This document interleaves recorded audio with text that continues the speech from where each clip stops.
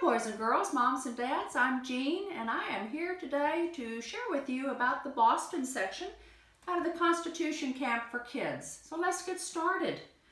First, I'd like for us to start with a toast to King George. Get some chilled water, put some lemon concentrate in there, or a fresh lemon. Here we go. And to King George, thank you, King George, for this lemonade without sugar. Ooh. So let's talk a little bit about how we ended up with lemonade without sugar. Britain was needing money. They were in debt because of the French War, which ended in 1763.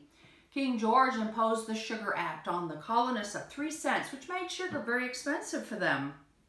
He also imposed taxes on coffee, indigo, and wine. They were very upset about this, to say the least. Taxation without representation, because they could not have a voice in the local legislature as they had before. A year later, in 1765, we had the Stamp Act. That was imposed on newspapers and printed materials, and even plain paper, which previously had been free. The colonists were getting even more angered, and they got together in a Stamp Act Congress, which soon later modeled for their first Continental Congress, to talk about what are they going to do with King George in Britain.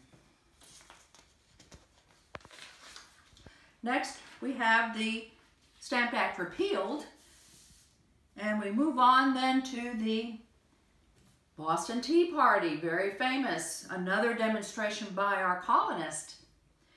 Led by Samuel Adams and John Hancock, they formed the Sons of Liberty, and December 16, 1773, went into the harbor dressed as Indians and threw over 300 crates of that British tea that they were not going to pay taxes on. Taxation without representation, they were still hollering. And finally, in 1774, King George instituted the Intolerable Acts, which took over the all-taxing authority and basically made Britain the boss over the colonists. We will have to see later how this is going to end. Talk to you later. Have a good day.